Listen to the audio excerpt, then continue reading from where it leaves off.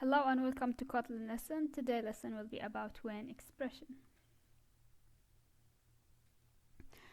When expression is much like as a switch expression. If you know other programming languages, you will see they got a switch expression.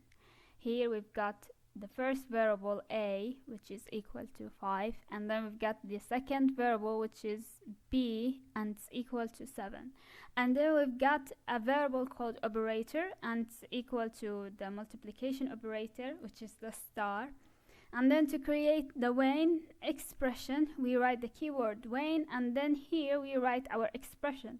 Here we wrote an operator, which is equal to this. So if it will check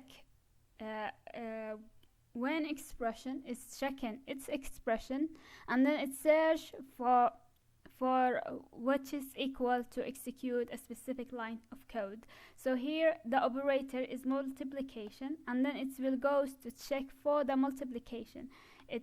First it will see the plus sign, it will skip, and then the minus, it will skip, and then if it sees the multiplication, it will print it right away. If we put here a plus sign, it will go and see the plus sign and will print the first line, and then it will ignore the other line. Let's try with the multiplication.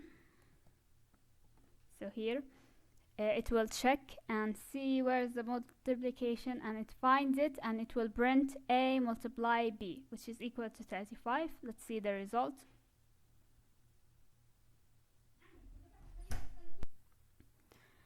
As you can see here, it printed 35. And that's it.